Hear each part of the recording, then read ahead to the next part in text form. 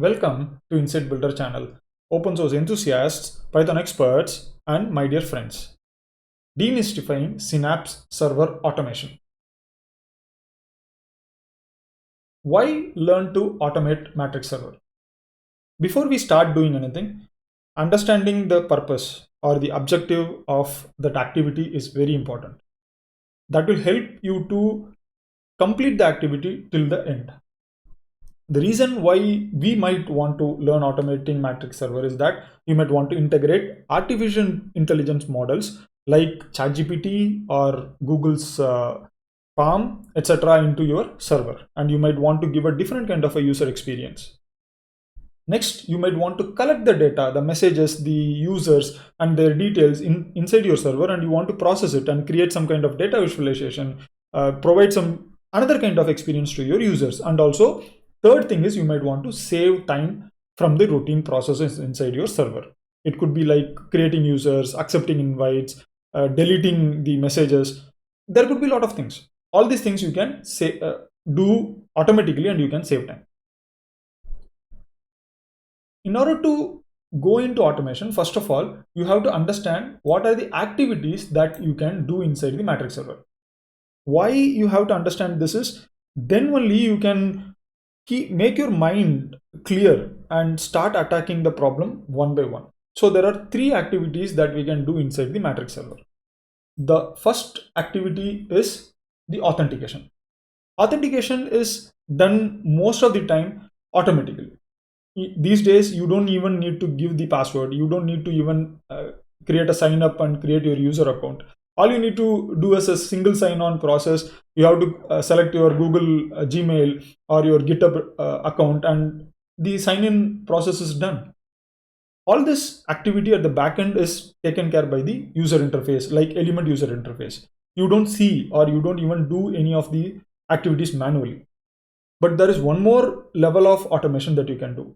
What if you can do this entire process of logging in, logging out inside the command line? So that is the first and foremost activity that you need to understand. Second, you need to understand about the actions.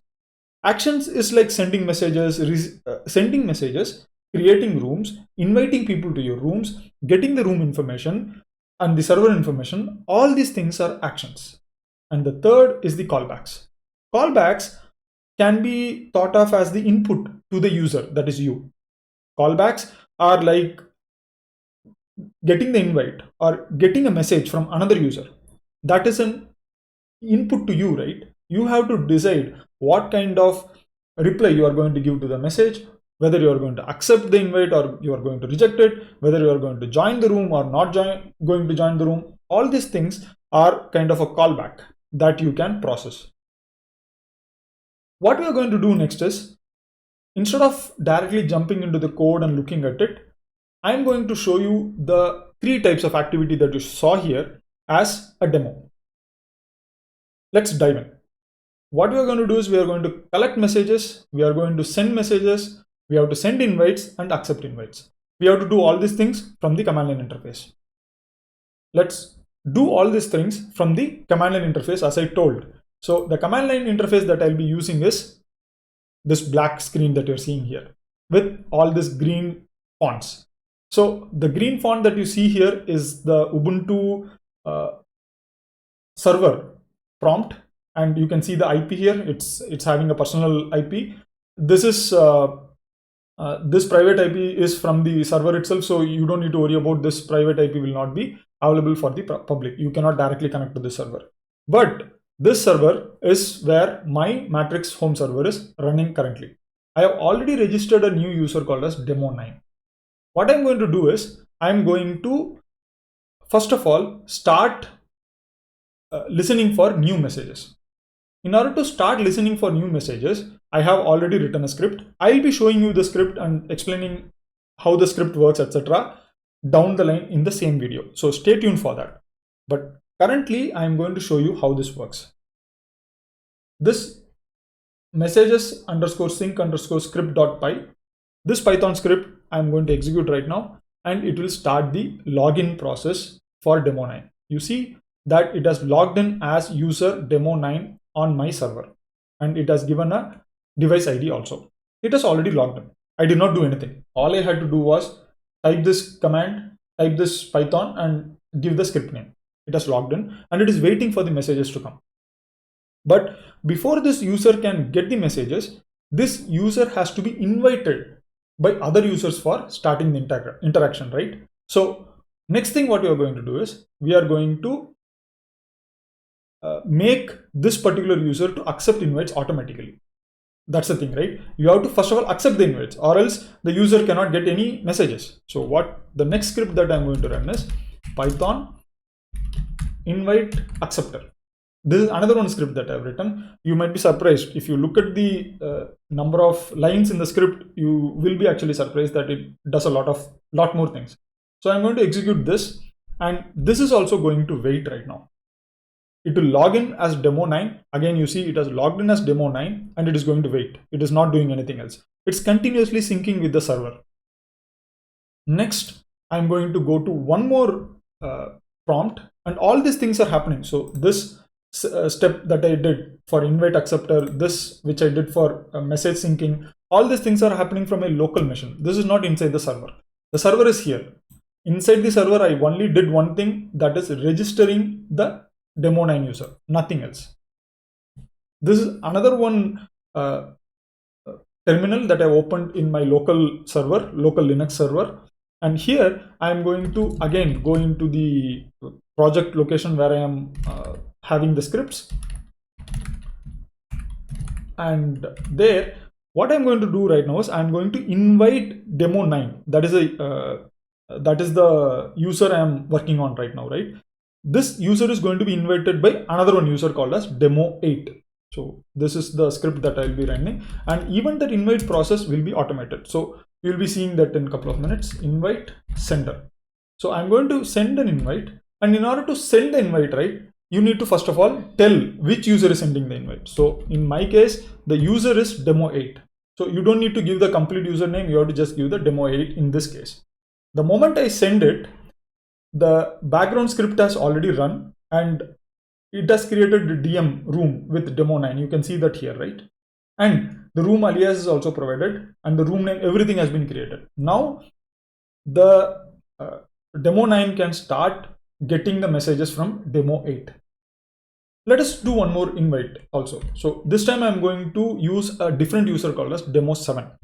I have a lot of users in this server who start with the name called as demo.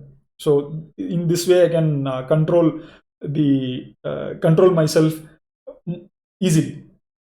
So I have 2 rooms right now. So how to prove this to you? So let us go to the user interface.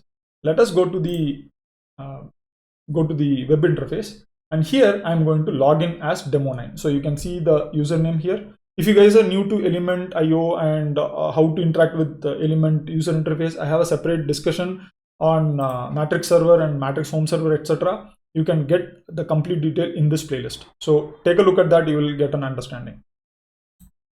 Now let us sign in. So this is the first time I am signing into the server through the user interface. So it is asking me to do a lot of stuff, and it is asking me to work on this, but you see that I already have the rooms here. And here you see that demo 7 has invited. I'm going to zoom in a bit. So demo 7 has invited and demo 9 has joined the room. Again, if you go to demo 8 room 412D, you will see that demo 8 has invited and demo 9 has joined. None of these things I did it through the user interface. It was all done through the command line interface. Another way to show you that it has worked is to go to this particular step, where you can see that the invite that I sent from this particular steps has been reflected here. You can see that once the user logged in as demo 9, it was waiting for the invites, correct? So the message for callback came from this particular room, and it was told that demo 8 has sent the invite, and then the invite callback got processed. You can see that processing the invite for the membership, and the demo 9 registered to this particular room. Next, I created one more invite for demo 7. You remember that from the demo 7, that is the room number is this one, and this has been joined here. This is not all. So let us go back to the presentation. So what we did, our main intention was to collect the messages and to send messages, right? But right now we are only sending and accepting invites, because without accepting and sending invites, you cannot actually start sending messages, correct? Next, what you're going to do is we are going to go to the user interface itself. So let me first of all show you how the messages look in the user interface. So I have logged in here as demo 9. So keep this in mind. And I am not seeing the demo 8 user at all. So demo 8 interface I am not seeing at all. I'm going to send the message. This is the first message from the UI element UI. This way you can see that the message is coming from the user interface. This particular message is going to go to demo 8, and then in demo 7 room I'm going to go and again say that this message is from element UI. UI is for user interface. Once I do this, if I go back, you will be surprised that you will see that there is a message received in room, this particular room number, and same way in demo 7 also you have received this message. So in this way the message is getting collected. Whichever message I am sending under demo 9 is getting collected here, not just on the display, it is also getting collected on the files also. So if I do an ls here, you will see that there are two additional file names. So there is message collector and there is room ID display. What I'm going to do is I'm going to do a cat on message collector. And if you see the message that has been sent from which room, who sent it, and this is the first message from element UI. So you see the message is also getting collected in the text file. Next, we need to send the messages to demo 9. That is very important, right? You want demo 9 to send messages from the command line interface. How are you going to do that? For that, you have to see the room IDs. So we need the room IDs for sending the message. Let me do a cat on the room ID display name. So if I do a cat on room ID display name, this will show the room ID and it will show who are the members in the room ID. So this is the invitee, demo 9, and this is the inviter. Same way you can see demo 9 is the invitee and demo 7 is the inviter.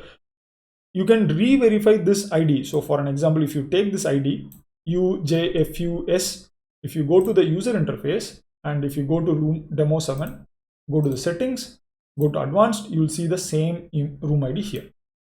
So next what you're going to do is the same thing that I did in the UI here. I did it manually, right? I'm going to do it automatically. So let me clear the screen. I'm going to say Python message sender .py, and the moment I say message sender, it is going to start an interactive session, because there should be some kind of interaction, but the interaction is from the demo 9. So the sender is going to be demo 9, and to whom we are going to send, that is controlled by the room ID list. So I'm going to give the room ID list here, the list that I just now showed to you. This is the file name that contains the room ID, right? I'm going to press enter right now. It is asking me for the message that needs to be sent to this particular room. I will say this is the message sent from the CLI, that is command line interface. And once I do this, it is able to send the message to separate rooms. So it is first sending to this room and then it is sending to this room, and after that it will log out and it will complete the script. So you see that it has logged out and has completed the script. How will you know that the message has been sent? So if you go back to the first session, you will see that this is a message sent from CLI. So here the script that is looking or waiting for the messages is also seeing the message. And if you go to the user interface, you'll see that this is a message sent from the CLI on both the rooms. Now, this is something called as automation. All the activities that we are doing, that we can do in the user interface, we are doing it automatically, and that too through command line interface. Mostly I did not do any of the clickings. So I did not go click this room, start typing here. I did not click on another room again and start typing it here. So this message was sent automatically. And if you go and check the demo 8 user, you will be seeing the same message in his or her room also. Let me show that to you. Here you see that I am logged in as demo 8, and here is the room that it was created a couple of minutes back, and you see the demo 9 message that was sent. This message was sent from CLI and this message was sent from UI. You can see that it has been reflected in the demo 8's room. Now that you guys have understood the process of what exactly happens and what are the 3 types of activities that majorly is done, you can think about the various things that you can do with, right? And now what I'm going to do is, in the next part of the video, I'm going to discuss on how to interact with the Synapse server. So this is very important. The reason why I'm actually showing the demo first and then moving to the theory is that you guys can have a good deal of motivation. In order to interact with the Synapse server, so I showed you the UI way. You saw the element UI couple of seconds back, and that is the first way. But how is element able to interact with the Synapse server? What is the process? So in order for any of the user interface to interact with the server has to have some kind of API endpoints. The API endpoints in case of Synapse, or in fact the Matrix server ecosystem, is specified by the Matrix spec. I have discussed about in detail in the earlier videos. Take a look at my playlist that I showed a couple of minutes back. Second way to interact, there are 2 different other ways that you can interact, and for that we need to use the Matrix-Nio library. Sorry about that disturbance. The Matrix-Nio library creates a wrapper around the API endpoints so that you don't need to create separate requests to the API endpoints to the server and get the messages. The way you saw the messages, I was able to get it on the command line interface. It is possible because I'm using the Matrix-Nio package in the backend. On top of Matrix-Nio package, there are 2 things you can do. So either you can start creating bots, and you can invite those bots into the server and you can use them to interact. Or the other way is the way I told, by creating scripts. There are benefits and there are cons also. The benefits of bots is that you can actually invite the bots into various rooms, and you can send a message to the bots. You can send the commands to the bot, and the bot can perform those commands inside the room. That is one way most of the time you have seen. The another way is the script, where you write a script and the script does everything and it then exits clean and complete. The second way can be preferable if you're going to do some kind of processing in offline, which you don't want the users to see, or you want to take the data out and process it later, not online, meaning the users don't need to see the data then and there, or the visualization or the updated information then and there. Those times you can actually run the script in the backend. That is what I wanted to show you guys. And this third way is actually more simpler also, and it has less number of code, and it is very easy to understand. Because when it comes to bots, right, you have to have a streamlined approach of sending the bots the command, working with the callbacks, getting the bots authenticated, and ensuring that there is a secure the security in place, and all those things you have to be very, very careful. If not, then there is going to be a possibility that someone actually takes over your bot. But in case of script, it is pretty simple. You are going to run the script. The script is going to complete the data collection or whatever activity that you're doing, and then you're going to end the script. There is no way that someone can take the script and use it, because at the end of the day, the password and the username that you're going to use are also going to be coded or given as an input by you, right? So in that way, scripts are much more controllable, and also it is in your hand. That said, what we're going to do next is we are going to start discussing on the scripts themselves. The scripts that I used for running the demo a couple of minutes back is already uploaded in this particular GitHub repo. So you can take a look at the script. The script will be having, the scripts have to be used with proper caution. Ensure that you know what you're doing. Nothing is going to get deleted, or none of the information is going to go to someone else. Even then, understanding what the script does is more important before you start executing the scripts. There are 5 scripts: the automation _ helper.py, the invite acceptor, the message sync, invite sender, and message sender. All the scripts we are going to explain one by one right now. Let's go to the GitHub repo. I am going to close this windows, and in the GitHub repo, you will see that there are the README also explains the same thing that I have explained to you right now, and it's pretty self-explanatory. And there are 6 scripts. So there is a gbot message sender script also that I'll be using it in a separate video later. Let's go into the automation helper. The automation helper script contains the functions and the callback classes that is used in the other scripts. So that is the reason why automation helper is at the top. It is given the major priority because this is the helper that is going to work with other scripts. I'm going to zoom in a bit so that you guys can see the fonts better. All this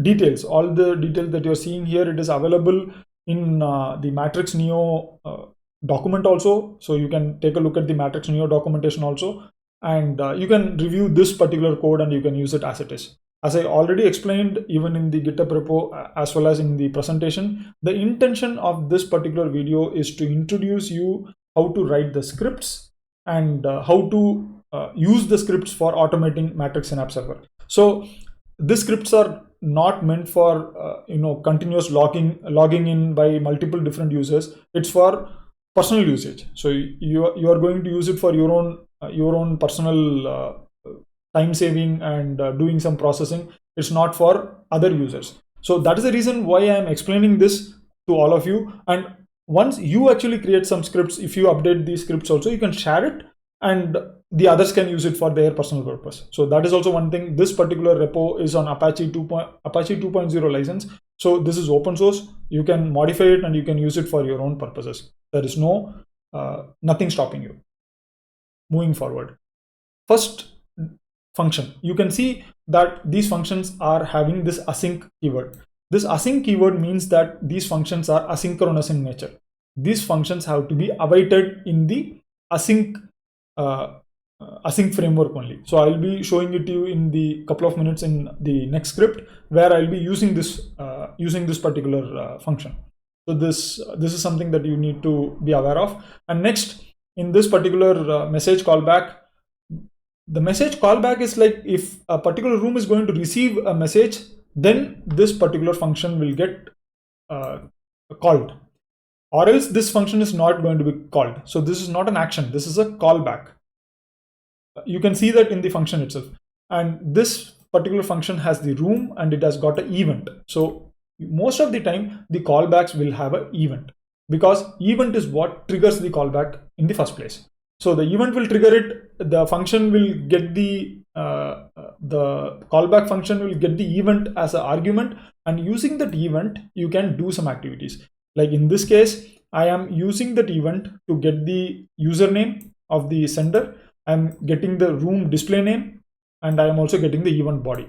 The event body contains the message. After that, this particular step, I am creating a file name for reading and keeping the event body. So you see that event body is a message that I got, and I am writing it to the file. As simple as that. The callback is very straightforward and simple. Next comes the invite callback. The invite callback needs the client. This is because the client has to be logged in for accepting the invite. So here you see that I am starting the callback object class, And inside the callback object, again, I'm creating a async method. The async method is invite callback method. This needs a self, that is this particular class. It needs the matrix room, and this particular class has the self.client. So this is the important point I wanted to highlight. In case of message callback, it is assumed that you are already logged in. But in case of invite callback, you need the client also to be present in order for accepting the invite. So if you scroll down, you can see that initially I have given the details of the event and I have started printing them out. And then I look at the event membership, and then I display the event membership details. After that, if the event membership is equal to invite, then only I use this self.client.join. So this is the method, the join method, that I need to use for joining this particular room ID. This room ID, I'm getting it from the this particular room. So you see that here, right? I'm getting it from the callback only. And after I use the room ID, if I am facing any error, then the error is reported, or else the joining has been successful. And once I join, I am actually writing the room ID, the display name, as well as the sender details to the file. So this is how I was able to create the CSV file that you saw a couple of minutes back. So here you can see the CSV file that I am written here. This was created using this format only.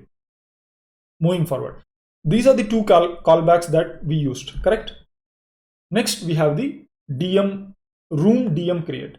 This is the function that was used for creating the DM. I sent an invite, and once I sent an invite, how I'm going to send it? By creating a DM. For creating the DM, we need the client, we need the target user that I'm going to DM to. I need the room alias, because I need to fix the room alias first. Then only I can create the room. I need the name for the room, and then I need to mention the topic. All these things are required. If it is not there, then the room DM create will not work. So let me scroll down and let me explain. This is the print that happens, which tells that, okay, I'm going to create a room for this particular target user with this room alias, with this name, and with this topic. This is what it first informs. And then it goes to the room create method. All this room create method is inside the client object. Here you see that I have to give the room alias. I have to mention the target user whom I am inviting. I need to mention the name and the topic. All these things are required. The initial state can be an empty tuple. The room preset and room visibility have to be private, because this is a direct message. DM means direct message. That's why it has to be private. If there is an error in the room creation process, then it is sent as an error, or else it is told that it has been succeeded. Finally, we have the send text message. This is again another action that we are doing. For this also, we need the client to be logged in. We need the room ID and we need the message. You see that in case of the sending the message, you don't need the user. You need the room ID, because the room can contain many people or many users, in fact, and you can send the message to that room, which will then spread out to all the users. So that is why you need the room ID only. And this is a very straightforward step where you first of all process the message, and then there is client.room_send method. So this client.room_send will take the room ID, the message type m.room.message, the content that you created here. You see how the content is created. So the content has the message type called m.text. The content has a body, that is a message that you are sending, and then that content is sent through the room send. So all these are specifications that has been already provided in the matrix spec.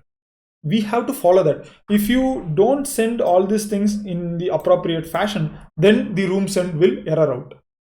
This is one of the challenges that I faced initially, and I had to review a lot of other bots. And even the Matrix-Nio framework is really good, but when it comes to these kinds of invite sending, message sending, and invite accepting, I was facing a lot of challenges. And the bots that has been written are really good, but it had lots of complex logic involved. Logic in the sense it was complex because there are lots of variables. The script that I have written removes all the variables and keeps only those that is required. That is one of the main objective of writing these scripts. Once the message send is done, then if there is an issue, then the issue is mentioned as sending message failed, or else there is no any update. The message, you can see it in the message sync, or you can see it in the UI. And there are some more helper functions like action join members, action join rooms, return the room members. All these are supporting functions that I have written in case if I want to get the information about the particular room. So I can use these functions also from the helper function. So let us go back to the presentation. Now we have seen the automation helper. Next, what we are going to do is we are going to see the individual scripts. We are going to now jump into message sync script, and then we will go to message sender script. We will go to message sync script, and then we will go to invite acceptor script, because in that is the way we did the demo. Let us go back. Entering into the message sync script. This is the messages sync script. You'll see that I have done the import. I have done the import async IO. So this is the package that is required for working with asynchronous input and output from Nio. Nio is the package that I was talking about, the Python package for interfacing with the Synapse server, and then the automation helper. That is a script that we explained a couple of seconds back. And inside the message sync script, I have only one message that I am importing, that is message callback function. Sorry, the message callback function. First line, I am creating an async main. So in the regular Python script, you will see only def main, not async. But in this case, we need to use await. So for that, we need to create an async main. And inside the async main, I am going to log in. So here I am logging in as demo 8. I'm just giving an example here, and you can use this async client. You can use this async client class and create the client object. And after you create the client object, you can await and log in using the password. So here is where you have to give the password of this particular user. Here I have told it as pass, but that is not the actual password. You have to give your password there. After that, I add the event callback.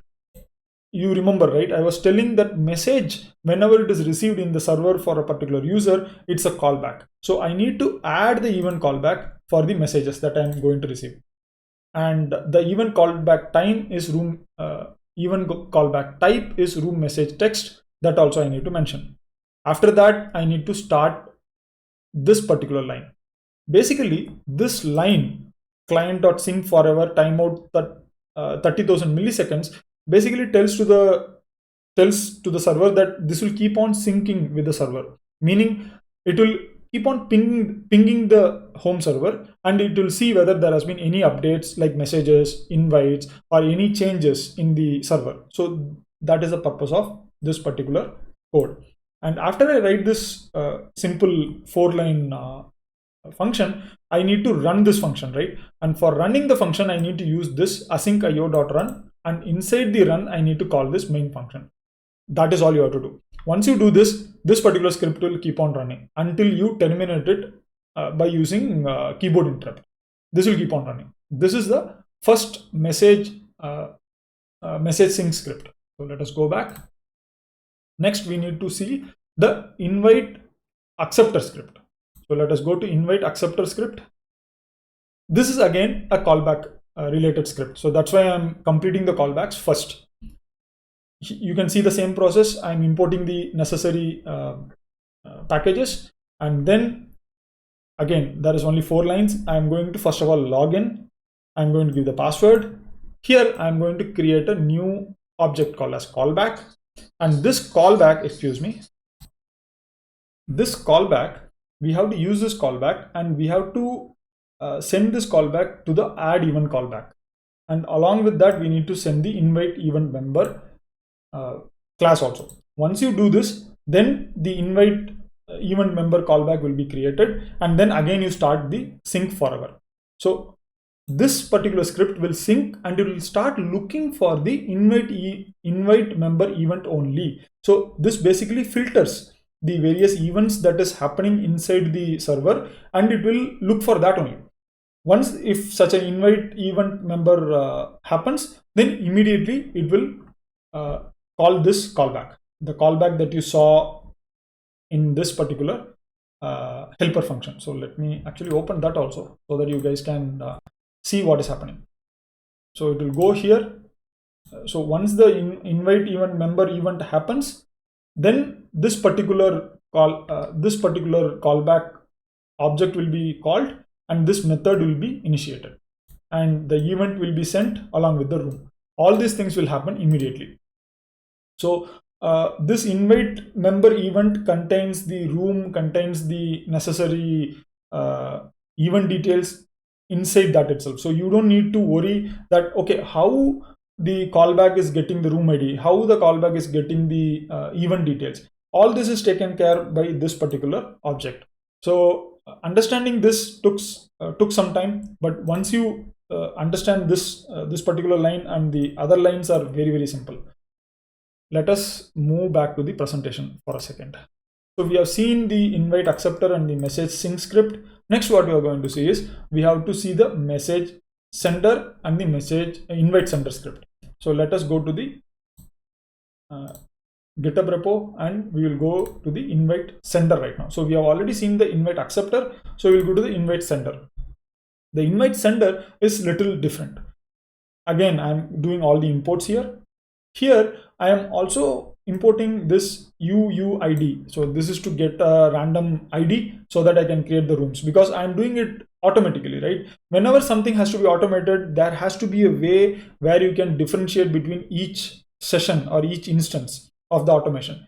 For that, it is always better to have some kind of a random number, and UUID package is one of the best things that you can work with.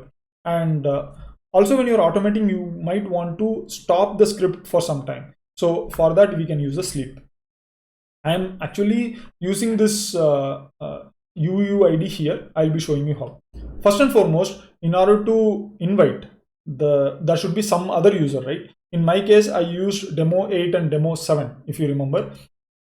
First, I need to start this particular script, and then I need to provide the user who is going to invite the other user.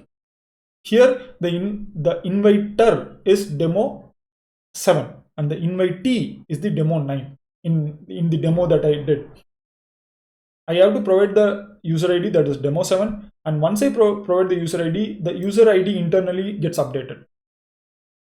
The client gets logged in as the new user who is going to create the invite, and he is logging in here. And after that, I'm creating a random ID. I'm using that to create the name of the room. I'm using it to create the room alias, and I'm using it to create the topic. All these things are done through these 4 lines using the random ID. And then the target user. So this is the target user. In our case, in the example, the target user was demo 9. And after doing this, I have to just call this action demo action room DM create, and this particular function has been imported from the automation helper. It will take care of the creating the DM and inviting the target user. That is all. And after that, you have to close the client. So once you close the client, this particular main function will complete and the script will end. Finally, we are going to go to the message sender. Let us go back and let us go to the message sender.py. In message sender.py, it is very similar to the invite sender. In case of message sender, you still need the client who is going to, you still need the username who is going to send the message. In my case, I'm telling it as demo 9. The demo that we saw had used demo 9 user, and the password has to be used here. I need to tell the various room IDs that has to be to which the message has to be sent. So that is a file path that I gave. The file contained all the room IDs, and the message that I'm going to send to these rooms also, I am updating it here. And the file is getting opened here, and I'm processing the file. So the file lines are red. I'm replacing the unwanted things that got added, like the punctuations and the brackets, etc. I'm stripping it out, and then I am taking the room ID. So this is the room ID that got printed out. Then I'm sending the message. So in order to send the message, I need to use this function, async function, send text message. I need to await this function. I need to sleep for 2 seconds, and then after sending to all the room IDs, then I need to close the client. So you see that by using simple for loops, callbacks, and Python functions and classes, we were able to automate the Matrix Synapse server. We saw the ways in which we can interact with the Matrix Synapse server. We explained the how the Matrix Synapse server has been internally programmed and how to interact with the Matrix API using the Matrix-Nio library. Then we went ahead and we had seen the demo of the 3 activities, the activities that I called as callback, authentication, actions. We saw the demo of that, and finally we also understood why we need to automate Matrix server. What could be your motivation to do the automation? So we saw all these things in this particular video. I believe that you had learned something interesting about not just the Matrix server and automating it, but also about Python and working with various asynchronous functions and methods in Python. I believe that you like this video. Do leave a like, share your comments and feedback. If you have any queries, do let me know. I'll be further updating new videos where I integrate artificial intelligence models into Matrix server and see how I can process the messages and how I can work with the messages. Also do some more additional activities inside the server. So I'll be stay tuned for those videos also. Do subscribe to my channel for getting updates on the new videos. With that said, I would like to leave this video with 4 words, that is practice, practice, automate, automate. See you guys. Have a great time.